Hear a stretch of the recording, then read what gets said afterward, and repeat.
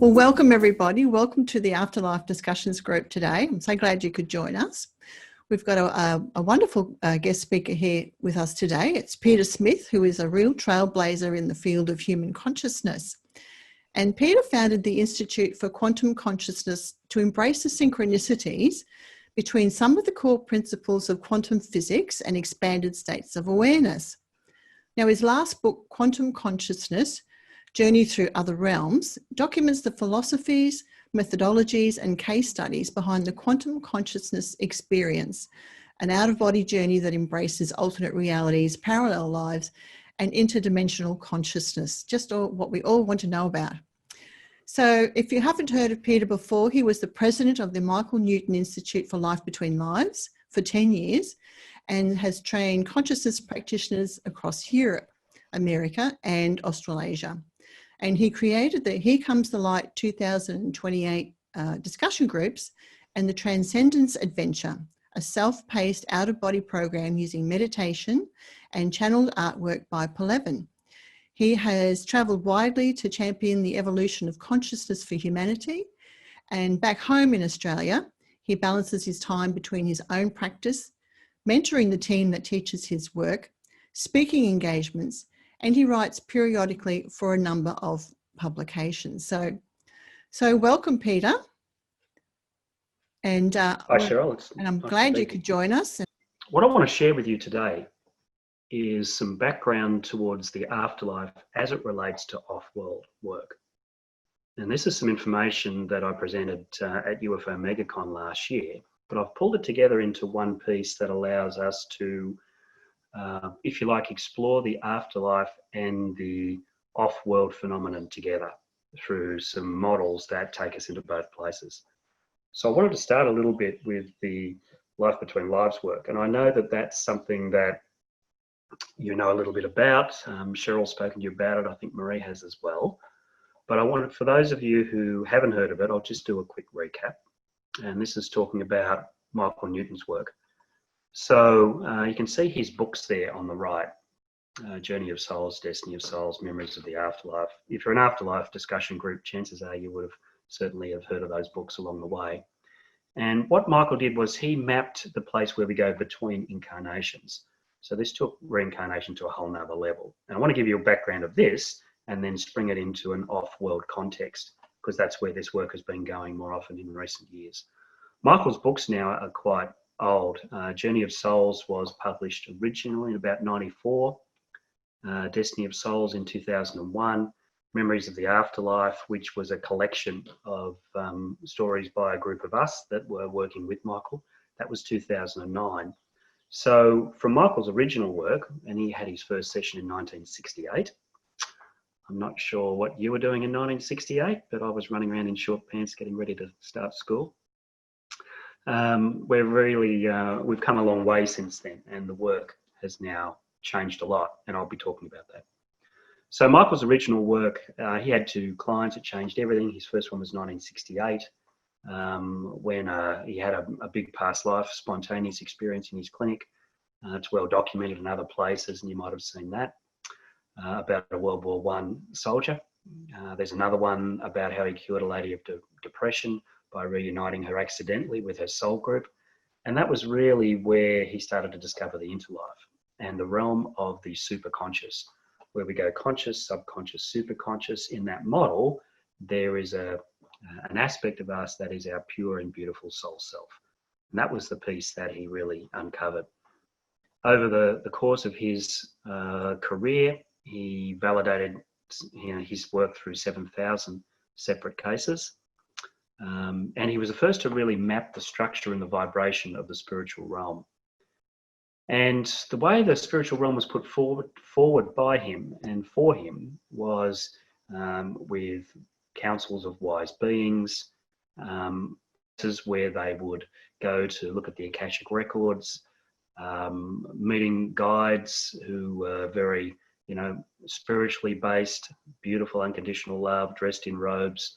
All of these we found are wonderful ways in which we display the afterlife that allows us to integrate it through the world of metaphor.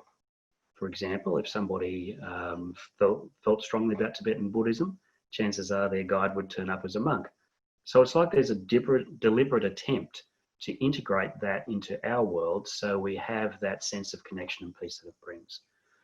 And what he found, that there was a universal snapshot of Earth and the places beyond, regardless of the person's demographic, religion, occupation, where they lived in the world, what their background was about.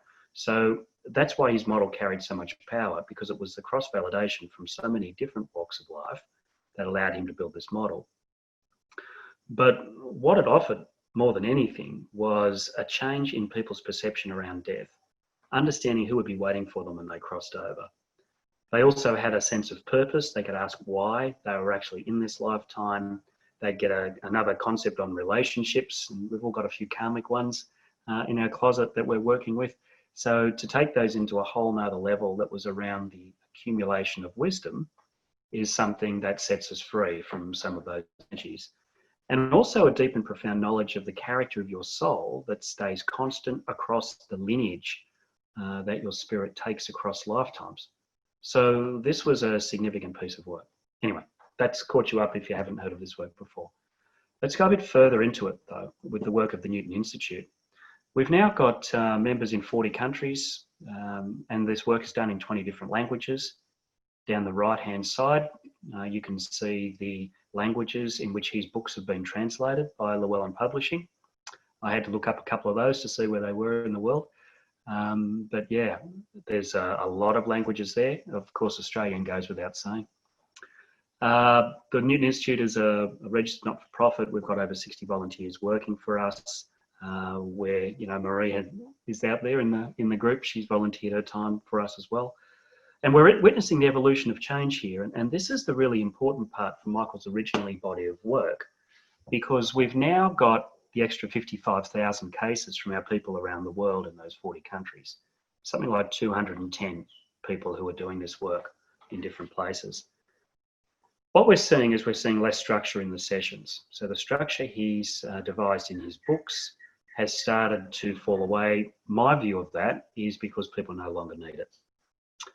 We are able to travel out of our body, particularly those souls who are coming back here to be part of the changes for humanity, and I'll talk more about that as we go. They don't need the same level of structure that people might have needed 30 years ago when this work was first emerging. We're seeing increased numbers of traveller souls. Now, Michael had an original term that he called hybrid souls, but we like to call them traveller souls because these are people who have the majority of their lineage, their soul lineage, in other places and other dimensions, but they're incarnating here specifically on Earth to be part of this shift of consciousness. And when you have one of those beautiful people in the chair and you start to have conversations with them, it's just wonderful. So we'll talk more about those people as we go through as well. Now, what's changed as well is somebody 20 years ago might have said, I'm here to learn about love. I'm here to learn about, compassion for my fellow human beings. I've taken this lifetime to learn those lessons. People are now stating in the sessions, I've come here to serve humanity at a time when they need me most. So the purpose is no longer individualized as often as it used to be. It rolls up quite phenomenally into a general structure for humanity, that we're all here to be part of this change, and we're all here to usher in a new era of consciousness for humanity. And given what we've seen in recent months, I'm sure we could talk for half an hour on that. But if you've got any questions about that sort of stuff, by all means, write things down. I want to get through these slides quite quickly if I can, so then we have an opportunity to have a conversation afterwards. Now, Cheryl, just give me a nod. Are these slides changing okay as I go? Yes, they are. Good, okay. So that's a shot of Michael and his dear wife Peggy up in the corner there. And there's a comment there that the greatest repository of wisdom for us to explore is the collective consciousness of humanity. We do a lot of research and we look at ancient civilizations through archaeology. We look at medical research. We look at, exploring the neurology of the brain. But we are all windows into the collective consciousness of humanity. And if we start to mine that as a body of research, that we've got experiences held in the super consciousness of everybody here, we can actually explore the whole universe just through the people who are incarnating here at the moment. It's a beautiful concept about how we hold universal wisdom within us as a collective. And this is where a lot of this work is coming from that I'm going to share with you. So Michael, first of all, I want to say that this isn't new, this work. He published this article in Fate magazine back in 2001.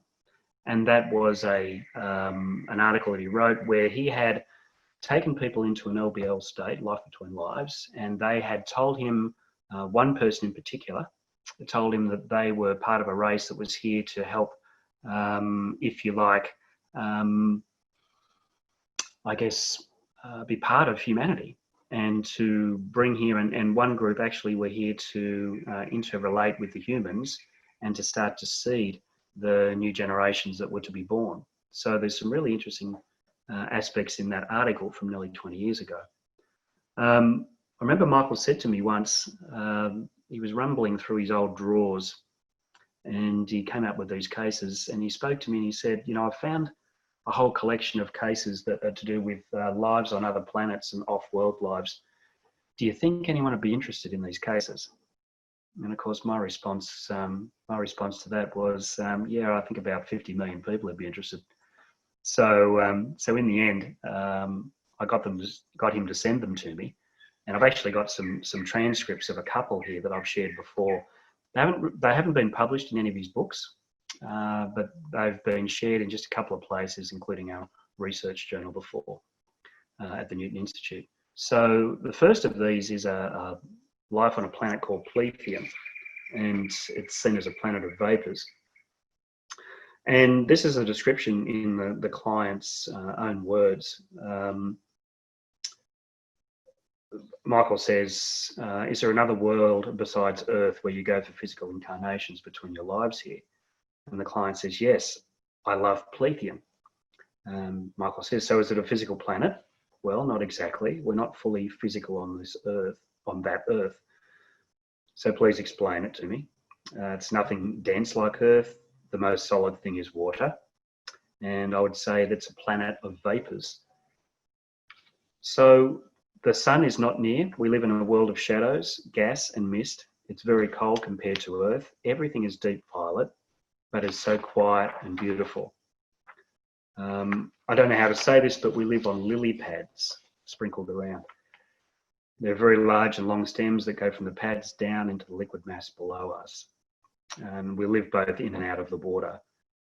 What do you look like in this type of body? Like long string beans. As adults, we are all between 8 and 10 feet. We look kind of like translucent reeds, and we're kind of rubbery. So, and then goes on to talk about how they're both male and female. And they have a genderless quality to them. And the client says, she reports back, it's important because it brings such unity for everyone on Plethium because they're genderless. We are the highest order of life here, but there is such gentleness to everybody. We all care so much about each other. There's a softness to our bodies and our mentality, which produces such kindness, I can't begin to describe it. So you can imagine somebody incarnating regularly on a planet like that and then coming to Earth and having a bit of a different experience. So that was one of the cases that he kept in the bottom of his drawer. Another one was about the world of Ura, which is a land of light in another dimension. And Michael asked, is Ura in our physical universe? And the client says, no, it's in another dimension, and that they can travel there just by thinking about it. He says, what sort of physical form do you have? And she says, no, we don't have one really. We are light forms. But we have a round shape with a few tiny facial features. We are translucent. But it's hard to cover all of the details because it's hard to describe what's happening in another dimension in human language. The inhabitants are round blobs. They don't have raw exposed emotions like on Earth. Their thoughts are compartmentalized in such a way that it directs ideas like beams of light around the whole world. The beams are like fingerprints of identity. And by the way, there is no suffering. Ura is a world of total harmony. Okay, so these are some of the higher vibrational places that really exist. The wrap up from this client is really powerful when she says, "We study the contrasts of intelligent life. It's like taking a course in electromagnetic communication to study how the forces of energy affect behavior, especially on physical worlds. You learn how this energy ebbs and flows, pushing and pulling. If we are from Earth, we study how these forces affect the human mind, but also of many intelligent living creatures in the cosmos. We study the cause and effects and how the patterns of positive and negative energy impact the minds of others. And in the beginning, I only work with human minds." Okay, so that's somebody studying those types of energies. So Michael discovered this a long time ago, this work, and we dedicated a couple of editions of our research journal on the back of our World Conference in 2017, because our people came from all over the world, and they were having these types of experiences of the off-world phenomena. And whilst we know a lot about UFOs, we know a lot about the visitors from the other races that are coming to Earth. I'm sure that you've heard a lot about that and talked about that a lot. But this brings the angle of, by going into the soul lineage of people who are carrying a physical incarnation on Earth, they're reporting back as to what it's like to be in a different type of body in another part of the universe. So we put two of these together, and there's just a couple of quotes here from different people that I'll share. Up the top there, he's only been here 3 times before. Previously, his soul has been on a far calmer planet where there was great gravity, which prevented a lot of physical movement of their low, flat bodies, but they enjoyed heightened telepathic abilities and many group consciousness activities. The planet itself was an unremarkable place, but the mental communities were rich with humour and goodwill, no conflicts. So you can see this theme that's building up, that, you know, we do stuff on this planet that's pretty tough compared to other places in the universe. This one as well, the group advised him that now he's made contact, the channel can remain open, so he'll no longer feel so alone. And this is something that often happens when somebody carries this type of energy in their soul lineage, that they don't feel at home here. They feel like they've lost their tribe, if you like, don't feel that they belong in their own family. So they encouraged him to consciously access the black stone sphere, which is what was offered to him in his session, and to get cleansed from residual negativity and reactions to EMF and other radiations. Now, this was from a 30-year-old man who couldn't handle the EMF, and we found out why. It's because he carries such a strong connection to off-world existences while he's here in human form, and he can't handle the radiation. So he was given this black stone sphere as part of his consciousness exploration, not a physical one, but a mental one that he could carry with him in order to feel better and more at home here. So here's another one. After connecting and recharging her energy on Hadar, another planet, she feels she knows where she comes from.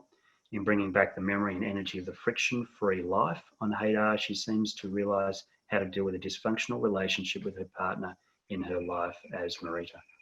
Now, this woman was going through a very difficult divorce, and found that, you know, a journey into the afterlife to try and resolve that brought information that she wasn't expecting. And this last one, Eva's case, is a good example of a visitor ready to expand their consciousness in human form, to understand they've come from some other place, to assist in the evolution of humanity on Earth. Remains unknown until the veil of forgetfulness inherent in becoming human is lifted through the LPL process. What we're doing more than anything in a lot of this work now is allowing people to be themselves, and we're setting them free. Okay, so by way of background, this is the interconnections into the afterlife work that goes straight into the off-world phenomenon that is becoming so much better known on our planet. Okay, let me continue. So 3 of my own cases here, and we're going for time. I want to make sure we've got plenty of time for questions, so I'll go through these reasonably quickly. I had a client who I christened the cataloger, and he came in with the condition of, why does my head buzz every night when I try to go to sleep? This was a fellow who was big in the arts in Melbourne. He was also a well-versed shamanic practitioner. He'd been adopted by 3 different tribes on the broader American continent, North and South America. And so he worked with Alberto Villoldo, the shaman. So he was a creative person. He was very shamanic. And what he was doing in his shamanic work was he was experiencing the vibrational frequencies of shamanism and ancient wisdoms, and every night he was uploading them to the rest of his group in his project, and they were taking those vibrational frequencies to set up other planets. So all of that came from him wondering what it was that was making his head buzz every night. They were all uploads. A lot of us get downloads, but his was the opposite. He was doing uploads, which was quite fascinating. This interesting one was about a collective person. I'm separate, but I'm not separate. This person was there was a group soul, and this person was the courageous component of that group soul.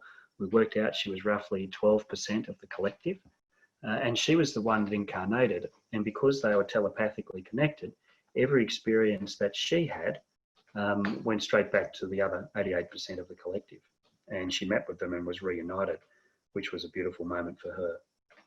And this last one was the researcher, and this is a good one about therapist humility. When I said to this lady, why have you come to Earth? And again, she was from another planet, and she says, well, I'm a researcher from across the universe. And I say, what are you here to research? She said, well, I'm here to research the human brain. And I thought that the best way to be able to do that was to incarnate in human form, so I've got access to a brain. And I said, great, that's wonderful. And typical as a researcher, she said to me, do you have any questions? And of course, I'm stuck for a question on that one. So I said to her, well, why is it that we only use a certain percentage of our brain? And she said to me, who told you that?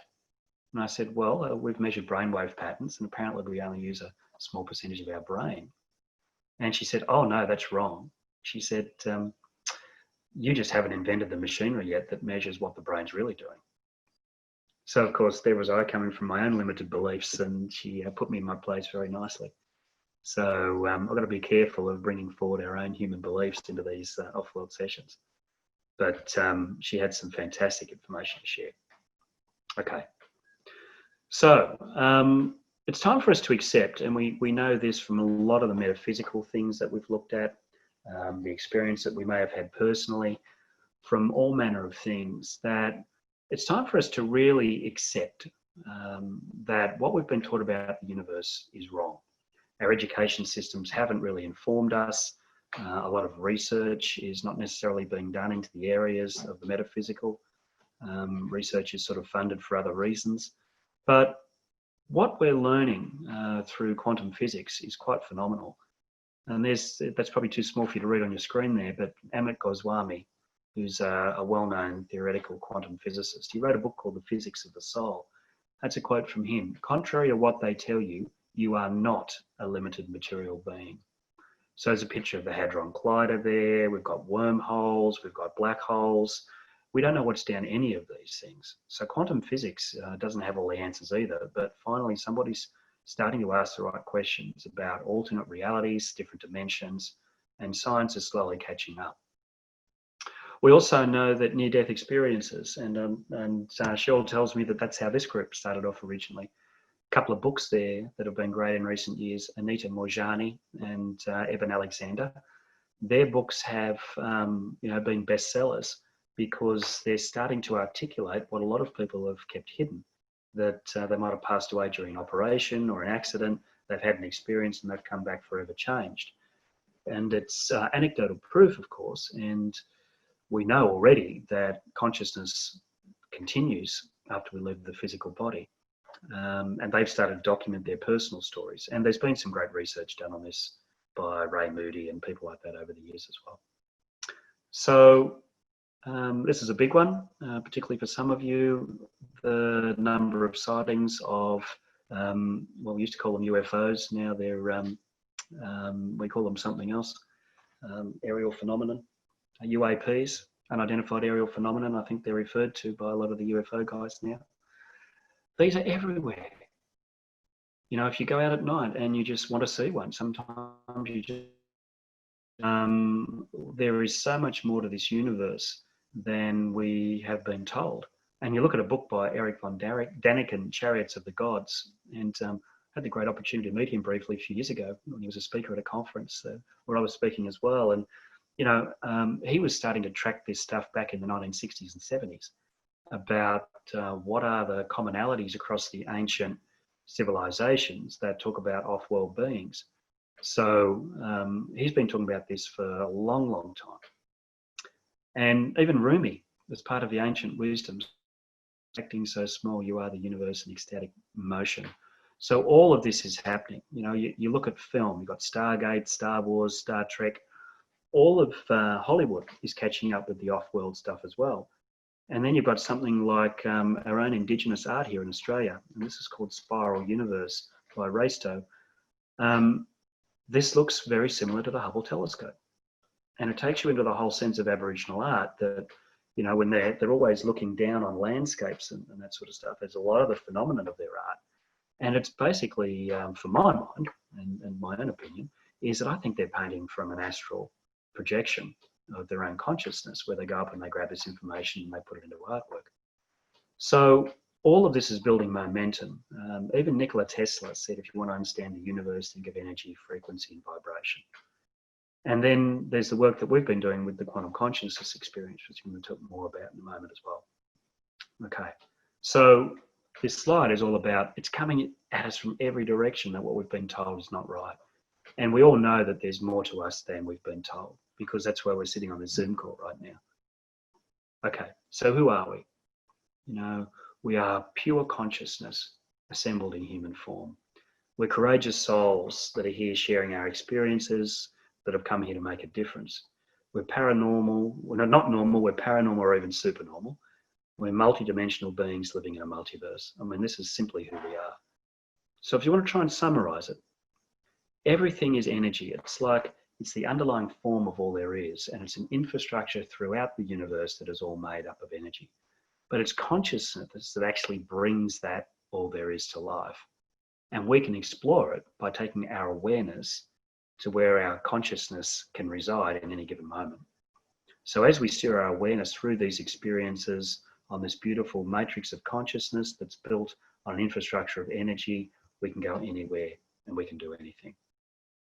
Okay, so if I start to look at the components of quantum physics that we started to work with, we took 4 of the principles when we started the Institute of Quantum Consciousness. We looked at the observer effect.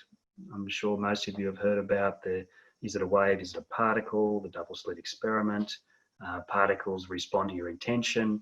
You can't actually be separate from an experiment that you do. What you intend to see often will just arrive. So this whole phenomenon of the observer effect really rattled science about, you know, well over 100 years ago now, with the properties of light and particles when they worked with those. So it's still sort of ring-fenced and put to the side a little bit because it doesn't fit the scientific model, and there's been ample need for us to review the scientific model for some time. Great example of that now is the observer effect. Let's talk about a drug trial and the placebo group. You know, some of the placebo group actually get better. Some of them actually have the side effects of the medication. Now, they're not actually having the medication, but they still get the side effects because they're bringing something to their situation that takes them in that direction. Non-locality refers to the fact that everything stays in its possibilities until, supposedly, the collapse of the wave function. And then it takes one reality and this reality, and often we create that through the observer effect. Entanglement refers to the fact that we can, once we are connected to something, we stay connected. If they've done experimental work where they take 2 subatomic particles and they pull them away, you know, miles and miles and miles apart, they turn one, the other one responds. They turn that one back, the other one responds. Because once things have been connected, they always stay connected. And we see that in human form. We see when we think of somebody and they send us a text message or we get an email from them. That sort of thing is quite common that we see in life at the macro level, let alone at the subatomic particle level. And the holographic universe, there's a lot of thought that the large and the small are the same. A great example of that is iridology or reflexology, where the iris of the eye is divided into different body parts. An iridologist will work with that.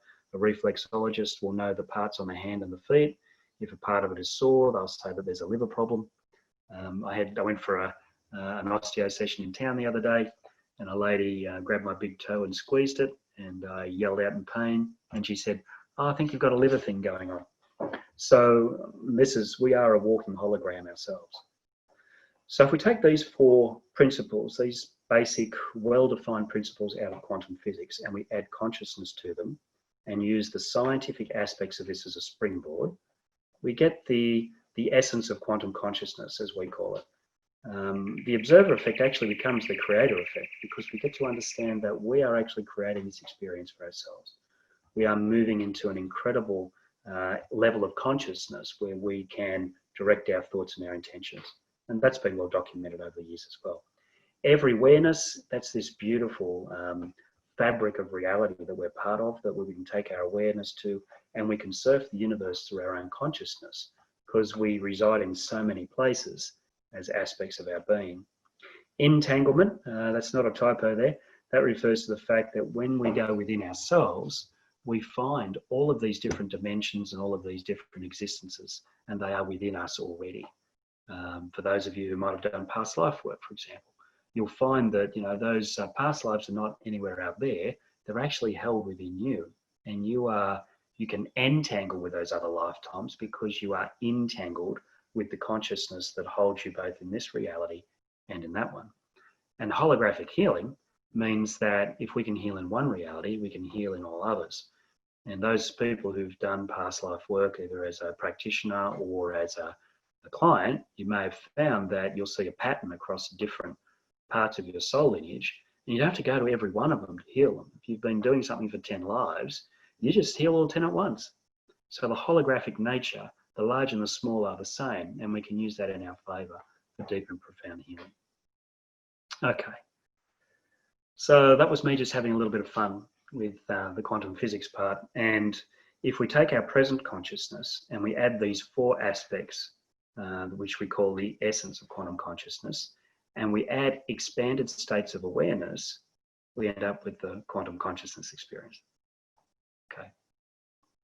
So let me talk about the quantum consciousness model now, and then I want to drill further into the interdimensional one, because I want to talk a bit about the off-world stuff today. The present consciousness is us here in this reality. This is our embarkation point. This is our place where we reside in our awareness. Okay. As I move from my present consciousness out into my stored consciousness, I am surrendering time. Okay, my stored consciousness will, I'm here and I'm sitting in front of you and I'm 56 years old. Okay, my stored consciousness will retain my 5-year-old, my 20-year-old, my 40-year-old, plus my 80-year-old, plus my 90-year-old.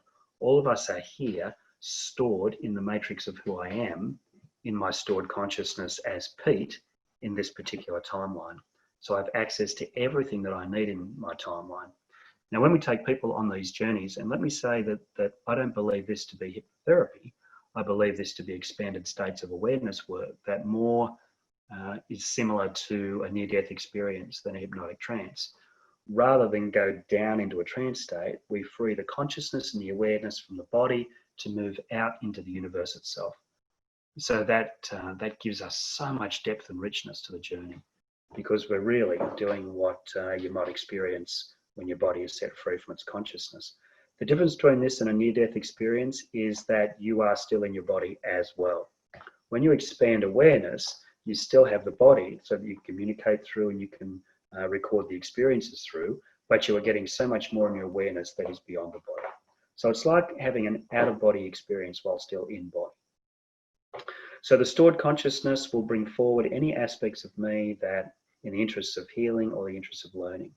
There was a time when I learned valuable lessons from my 8-year-old, when I needed to take the plunge on something, and he reminded me what it was like to jump off the big blocks at the local swimming pool when I was 8. He said, it's time to take the plunge. So in traditional therapies, if a child comes forward, we often assume that that child has a problem, but my experience of this work is that children remain our greatest teachers, and they help us get past the layers that we've put in between since we felt the freedom of being a child. So the stored consciousness is really important. We can clean up any aspects of our timeline that we're in. As we move further and move into the realm of alternate consciousness, we surrender space. Now, alternate consciousness works on the basis of alternate realities. We come to a fork in the road, we go left or we go right. In the theory of the multiverse, we go into both, and we have ever increasing numbers of alternate realities at every decision point that we take. I won't go into the depth of all of this because it'll take another hour, but ultimately we are quantumly entangled with all of our other selves that took the other path, and we can access them because we were once the same subatomic particles. So if you want to know how you went in a different direction, you know, what if I'd never gone overseas? What if I'd never taken that job? What if I had never, you know, done this with that relationship? We can tune into those other versions of you, move outside time and outside space, and host a conversation that raises the vibration of both parties. We've seen incredible validations of people like that. In the Quantum Consciousness book, there's an example that I wrote about by a lady called Claire.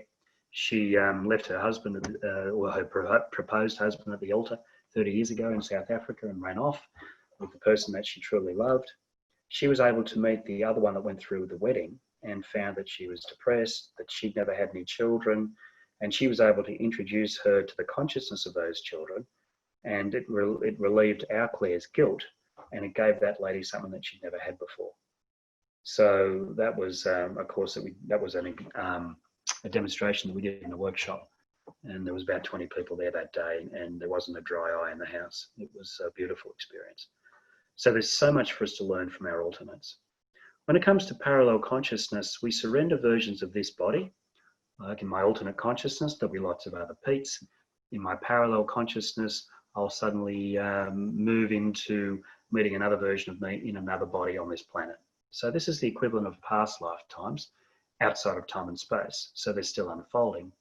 And what we can do is we can give them the knowledge and the understanding of what consciousness is really about, bring them that wisdom, and they can go back into those other lifetimes to make different decisions, maybe even create their own alternate realities back there, whether it be in the Middle Ages, wherever it may be. Again, these are fascinating conversations, and you know, the book's got several cases in there as well. So I'm assuming that you're across the concept of reincarnation, and that when somebody does past life work, it's still happening. You know, I've had so many people in my chair, that one behind me, over the years where they have, you know, they've been writhing on the floor of the Colosseum while they've been stabbed to death by another gladiator or eaten by a lion. It's not like, oh yeah, this happened 2,000 years ago. It's actually unfolding for them in the present. So that gives us great opportunity to access that type of energy. And then as we move beyond parallel consciousness and we move into what we call the interdimensional realm, we're asked to experience bodies that are in a different form of life. It may be from another dimension, it may be in a different type of body in its entirety. And I'm going to share some details of those as we go through the research in a moment. So the interdimensional consciousness is separate from the past lives in human bodies. And we have found that that's a better way to do it because there's such a difference between the lightness of some of these other forms of life compared to the human ones in the parallel consciousness. And we find that even though we might have had some healing to do on the way out, once we hit the interdimensional realms, everything is lighter. Everything is an incredible opportunity. There's I have an amazing painting downstairs in one of the bedrooms that was done by a client as a sense of gratitude. And when she hit the interdimensional realm, she went to a lifetime of being a jellyfish floating in a purple ocean on a different planet. And she just lay there in the chair and just experienced that for a period of time because she was in such emotional stress and trauma in her life here at the moment.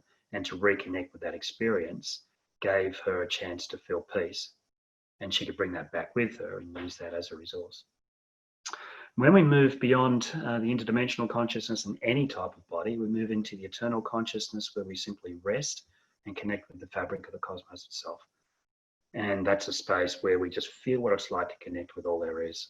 And that too can be the most beautiful experience. Okay. Now, let me tell you a little bit about the interdimensional consciousness. This is the piece I wanted to focus on. And this is the information. It'll be brief, but it's really rolled up. And it's from 100 cases from Australia and the USA, UK and Canada. So when I presented this work, this is 100 cases that I went through. So without having to read all those off to you, I'm just going to give you the highlights. So what we do is we offer the client So we may fully experience these other existences. We release the influence of this human form that may create limitations to our deeper understanding. We embrace the new horizons being offered with complete freedom. Okay, so as we take somebody out there, we find in those 100 cases, there was 100 examples of the off-world lives, but there were 3 main themes that came out. And this radio dial up in the top right, it's a radio dial there if you can't see that clearly on your screen. What we're doing here is the client is very much in the same place. They're in your chair. We're changing the vibrational frequency. And it's like, you know, you've got the same radio, but as you change the dial, a different message comes out, a different experience comes out. So we're changing the vibrational consciousness of the client so they can access this new information. Now, the 3 main themes that came out, and out of the 100, these were roughly 25 to 30 experiences each. And this is where people go when they hit the interdimensional realm. We're finding that around just under between a quarter and a third of the people that we studied, they're finding a connection with advanced beings or group consciousness.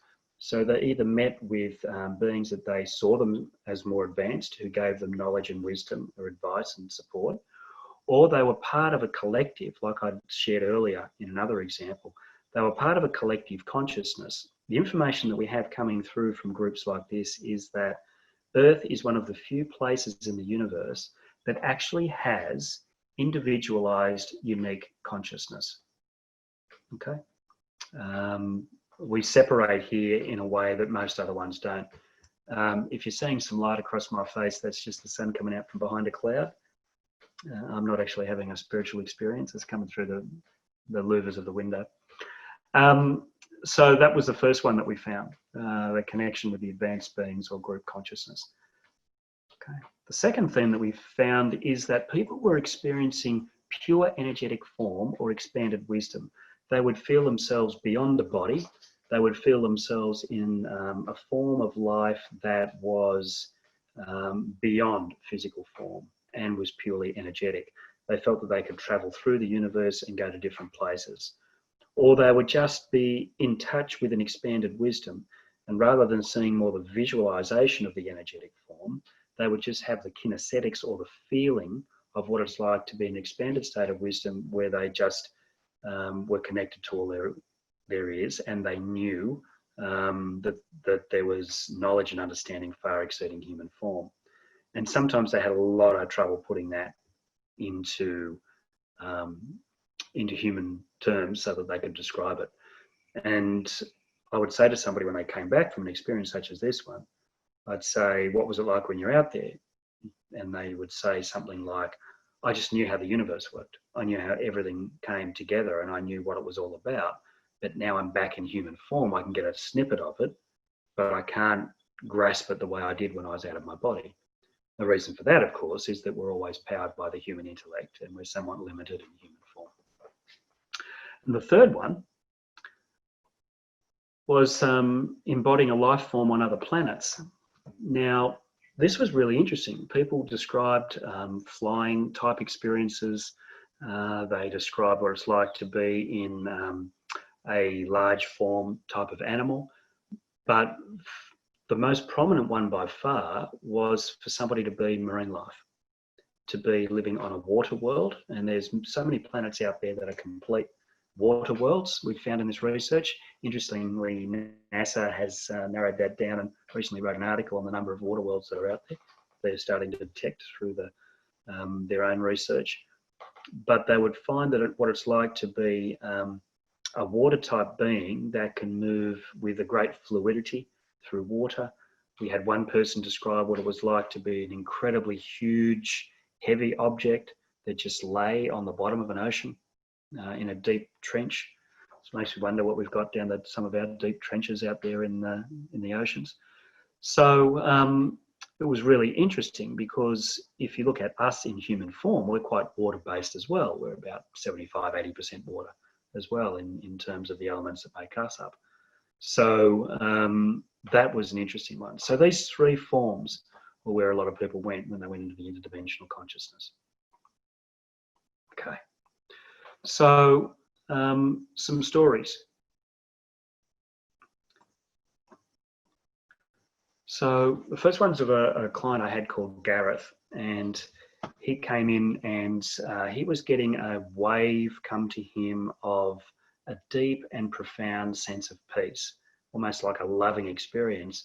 And it would come to him every now and then, and he wanted to know more about it. And his aunt, who's a student of mine, said, go and see Pete and see what you can find. Now, this is a lovely guy who drives one of those frozen trucks for Coles and does the deliveries of groceries.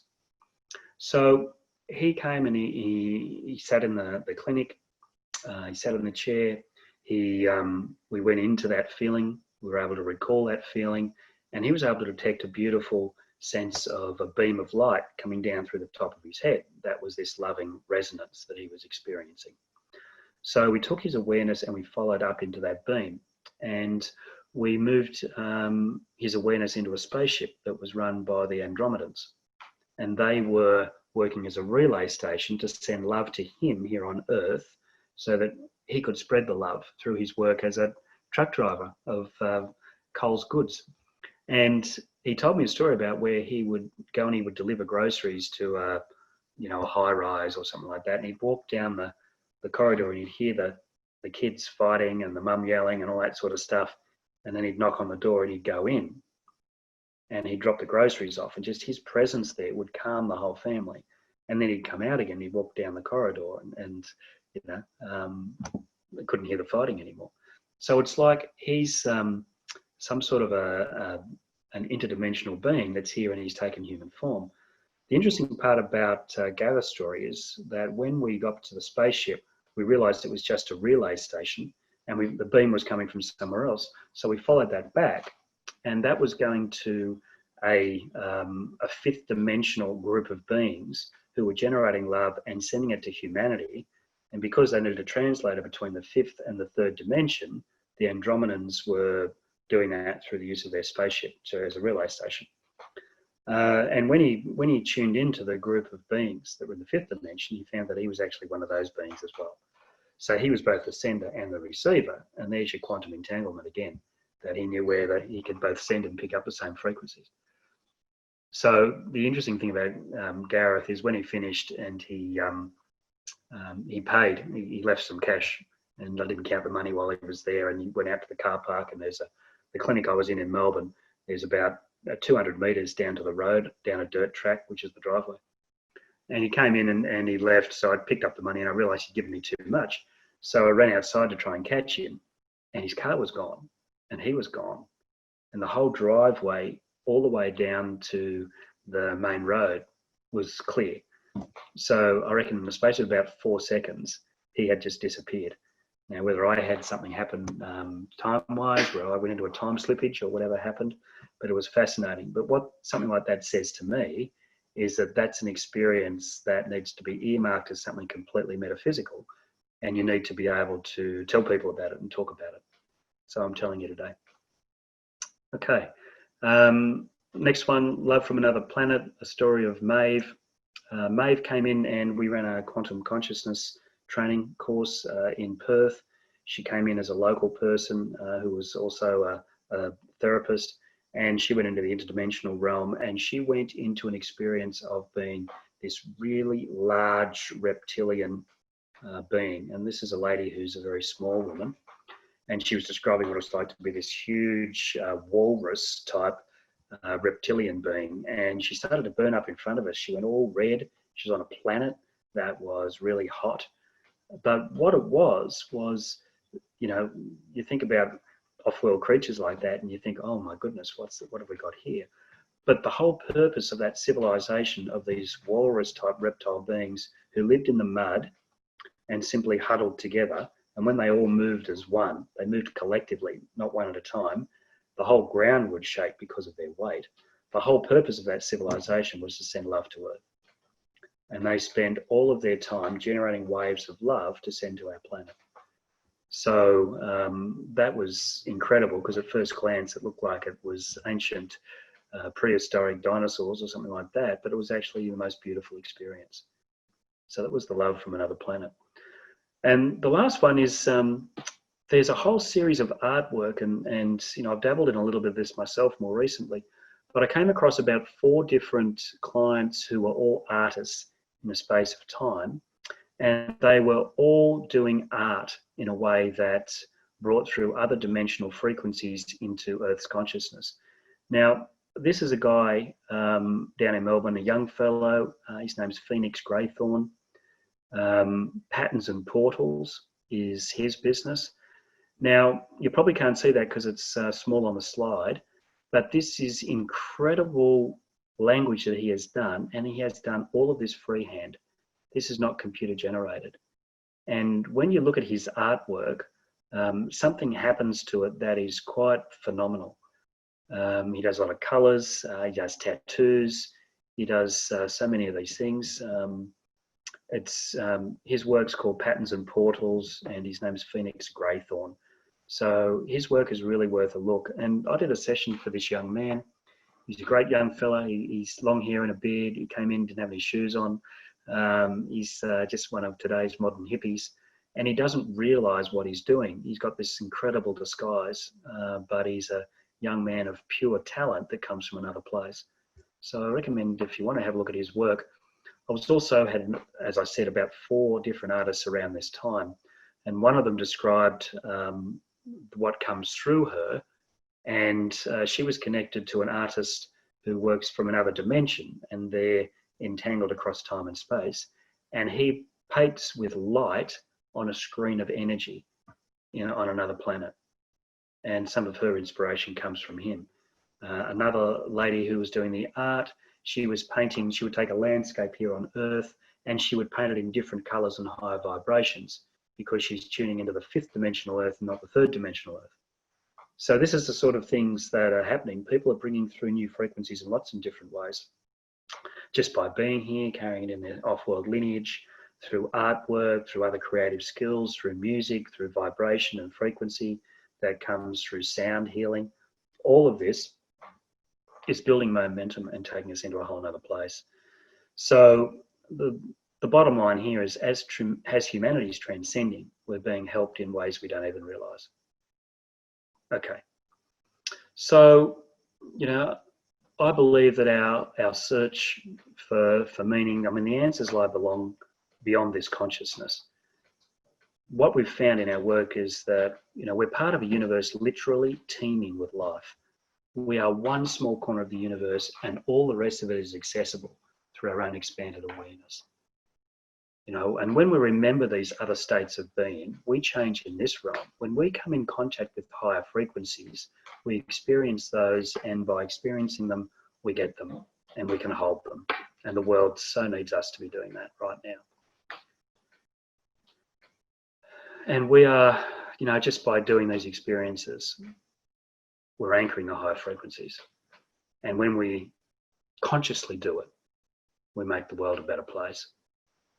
So for my research and what I've been doing for, the last probably almost 20 years now, we've discovered that we are actually the life elsewhere.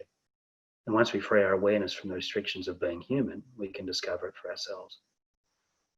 Thank you, Pete. That's so interesting. And I've found so many parallels with what you're saying in the UFO field. It's amazing. And if I have time, I'll mention a couple. But I first saw you speak, as I mentioned to you in an email, down at the Afterlife conference in Sydney. And I think that was about 5 years ago.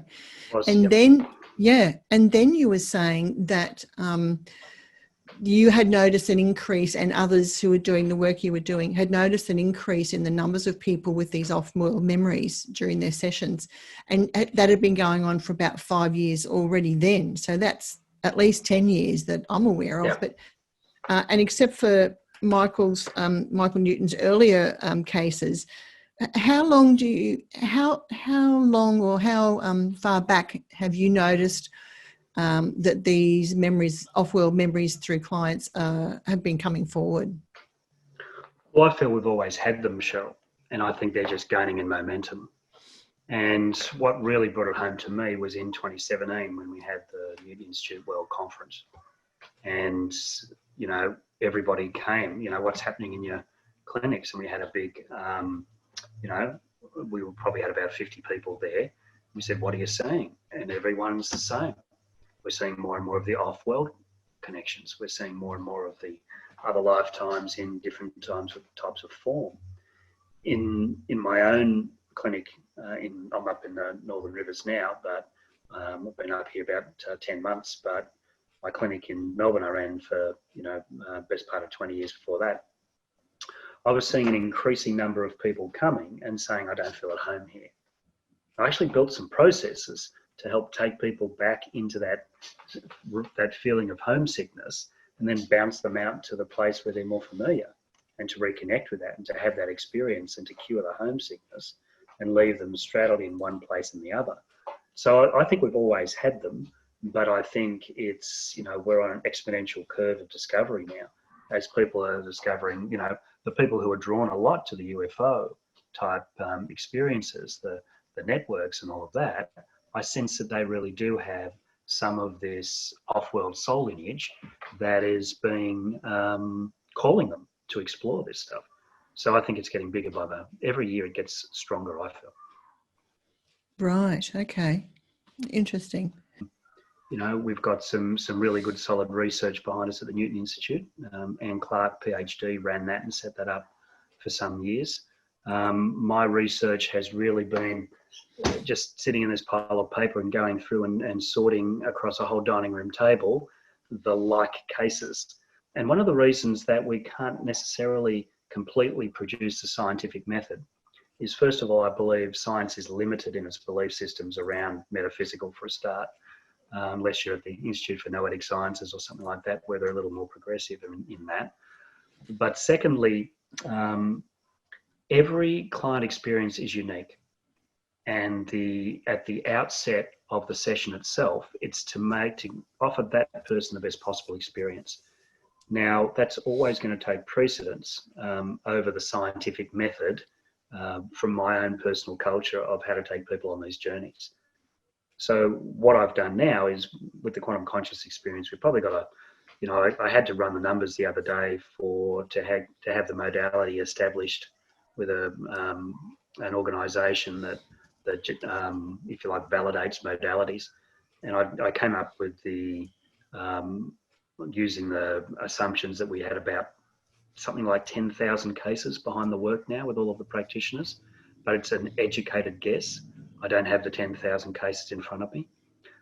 So what we do, all our evidence is based on clusters, themes, and has been put together into a format that validates across into some aspects of science. For example, if somebody goes to an alternate reality, you could say, well, quantum physics talks about alternate realities. String theory talks about 11 different dimensions. Superstring theory talks about 12 different dimensions. Where are dimensions? And then we could say, could this possibly be one of them? So you end up more with a hypothetical linkage back into some of the key scientific pieces, rather than actual scientific method that embraces algorithms, different types of studies where you might have a blind group versus another group. It's very hard to do for this type of work. Right. So we're looking for something that's statistically significant. And to do that, you need a large body of work as your start point. Yes. Yeah. Yeah, I get that. Yeah. Yeah, I've got a website, quantumconsciousness.com.au. You mentioned people saying in the altered state of consciousness, they know how the universe works, but of course when they come back to the normal reality, it just slips out of their mind because they can't retain it. Same thing comes up with people who have close encounter experiences. They say, when I was on board that spaceship, or when I was with those ETs, I was communicating, or they were communicating information to me that was showing me how the universe works. So that was one of the parallels. The other one was about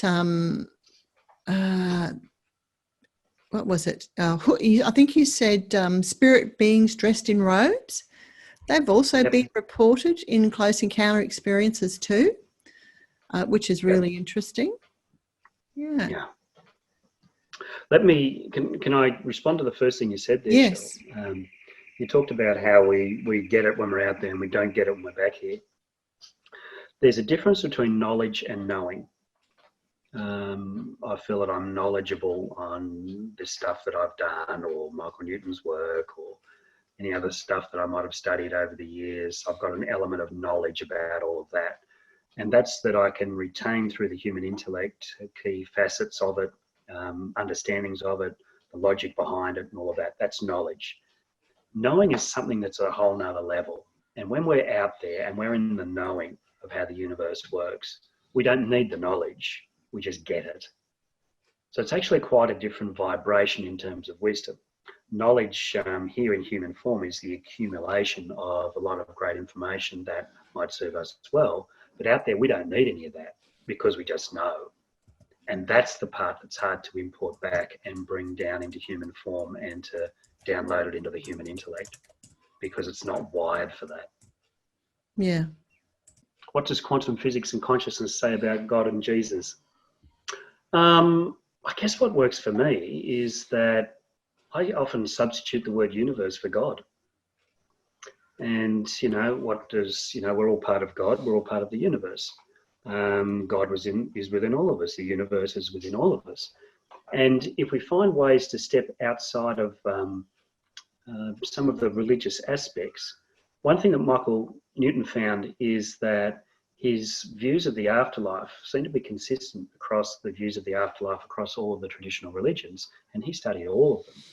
And rather than supersede religion or to, say religion wasn't right, he sort of validated it in a strange sort of way that the afterlife is there, the interpretation of that is different for all of us. I've had people go down tunnels and meet wise beings that they thought was Jesus. I've had people talk about the Christ consciousness. I've had people talk about a beautiful Tibetan Buddhism, as where they've gone and they've been in a temple. Monks have been around them, like I mentioned before. A guide might be as come forward as a monk. So I believe that rather than look at God and Jesus as a traditional view, I see there's an incredible power that is greater than us, that nurtures us and supports us, and we return to that. I don't know if that makes me religious or that makes me spiritual, but I have a knowing, having seen it through the eyes of so many people, that this is not what it is. This is a place where we try stuff out before we go back to a spiritual realm that is our real home. So I guess I'm very open on that type of question. But I think that, consciousness, if God is consciousness, then maybe we're all talking the same language. But transcending the planet, I believe it's within our power to do. I believe that the creative intention is something that is absolutely fantastic. In the Quantum Consciousness book, I refer to, other people have written about this as well, the Maharishi effect. Greg Braden talks about it in the Divine Matrix as well. And they ran some experiments in the United States many years ago where 10,000 people meditating could lower the crime rate in a city.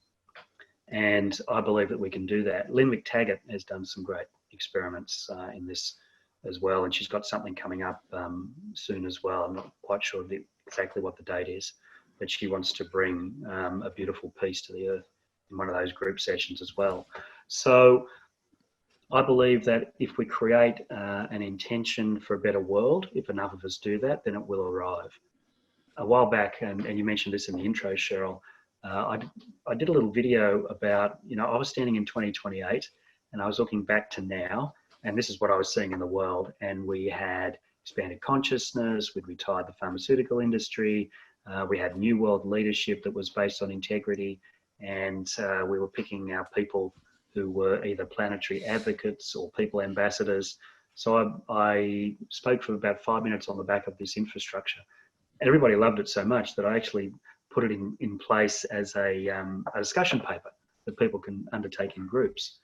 So that's out there as well in the 2028 Here Comes the Light program, and that's available on instituteforquantumconsciousness.com, which is the organisation's website rather than my own. So I believe that what can we do is we can spend all of our time in love, in courage, in support.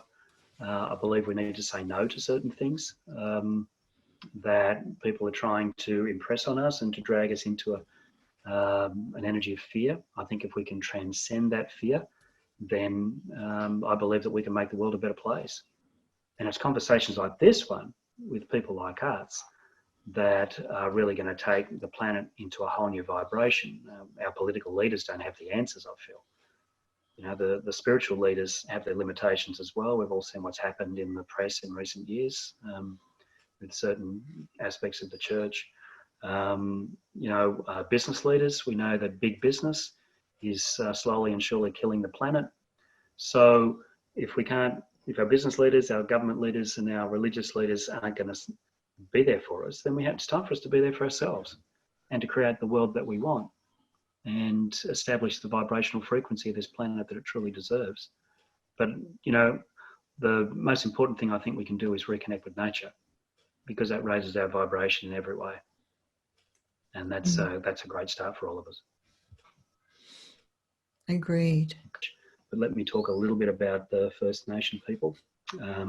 First and foremost, that I'm a great fan and that I believe that they are natural travellers. I mentioned Indigenous art earlier before.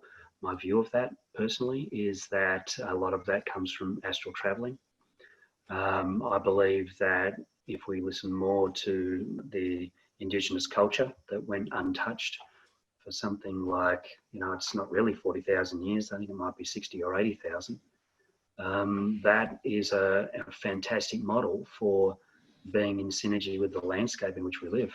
And I believe that they have so much that we can learn from as, you know, people who are descended from the white people of Europe who went around the world and affected all of the beautiful indigenous civilizations that were there.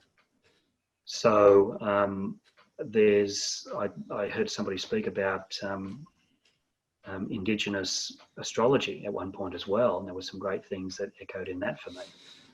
But, you know, I believe that, I think the First Nation people here in Australia are very close to spirit, and I think there's much that we can learn from them. I think a lot of the Dreamtime work is probably multidimensional as well.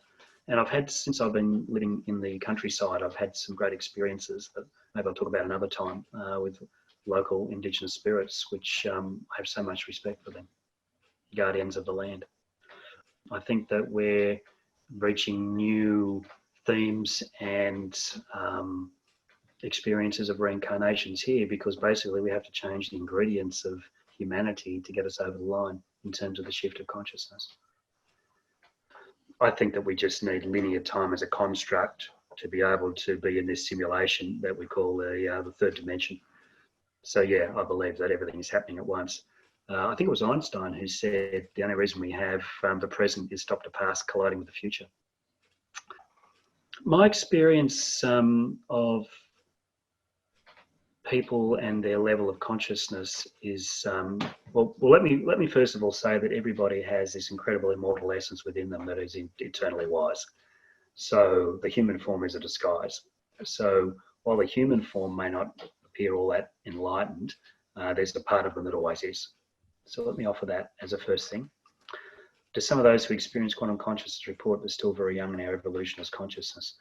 You know, my experience of that one is that those guys don't really come for sessions. They're here to learn other work that is foundational to them in other ways. For people who are ready for a really open type experience, they normally come from people who've been exploring the metaphysical for a while. If I have somebody who comes for anxiety and depression, and I still do, trot out there as a traditional therapist at times and work with people with very real human issues, sometimes those people, if they are ready to, they will spin off into something that's a little bit more transcendent, and that can be a great experience and that can be an awakening for them. But I believe that, you know, we have the tools to, as the facilitators of this work, to meet anybody no matter where they're at. I find that the advanced people ask for the advanced work. The people who are newer to the planet just want to feel better, work with their anxiety or their depression or whatever else it may be. You said you believe that we are the life elsewhere. I find that really intriguing idea in relation to the UFO phenomenon for sure. Yeah. But can you expand on that?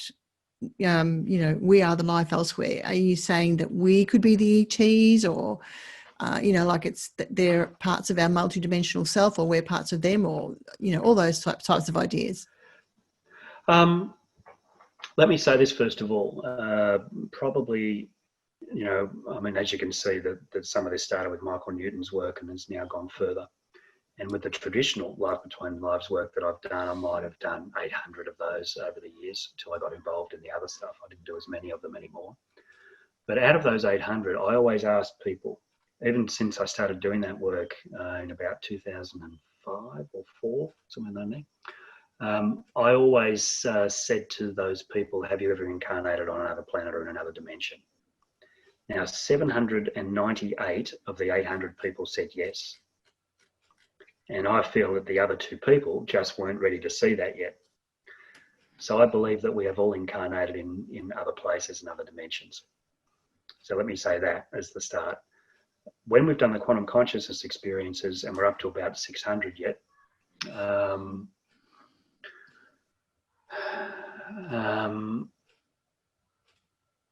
every one of those people who's gone off into the interdimensional realm has found something. So this leads me to suggest that we are all universal beings. We are not earthlings in the start. We come from the spiritual realm, we incarnate on earth, but we have been into many other places. And I think we all carry that, but some of us carry a strong history with this planet. I believe some of us carry, well, I'm talking in time and space just for a minute, in linear time. If, we might have a strong connection to this planet because we've been part of the changes here and building up towards today, or we may have brought in fresh energy that has been experienced in other places. But I feel that we are all galactic citizens. Now, I sense that there are some of us who are both here on boots on the ground and are out there helping us as the consciousness support team. I had a client tell me just a few weeks ago that she shot out of her body and up into the planet, and she could see like she couldn't see in human form. And she told me there was 1 million spaceships around the planet just now waiting to help. And the relief on her face was just fantastic. And some of them seemed more familiar to her than others. So of course she has some connections back into some of those off-world places. So I believe we're all galactic citizens, and once we hold that as our start point, everything else gets easier. Because I don't really think about what's next, I think about what is. And I think what is that we're here for this incredible adventure to take this world into a whole new vibration and dimension. And I think we're here and we're all concentrating on that. But my short answer is wherever they need me next, that's where I'll go. I have a sense that I am a change agent at lots of different levels. And I've worked that way as a corporate consultant, even back in my earlier days.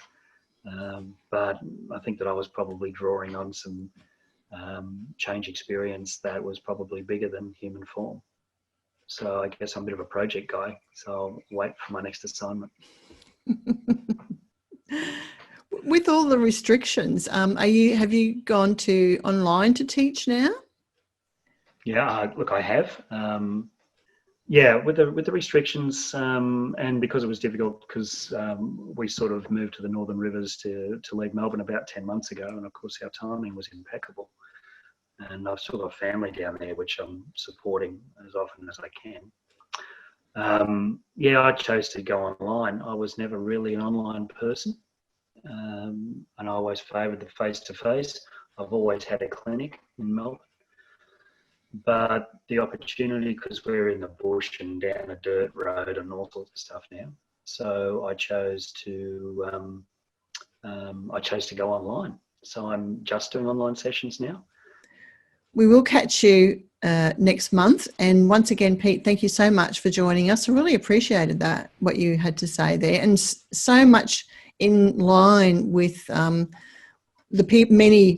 many hundreds of people I've spoken to over the years who've had close encounter experiences. I'd love to talk to you more about that. Yeah. Okay, thank you so much, everyone. Thanks for joining us, and thanks again, Peter. And we'll be back again next month for our Afterlife Discussions meeting. Thanks, Cheryl. Bye, everyone. Bye.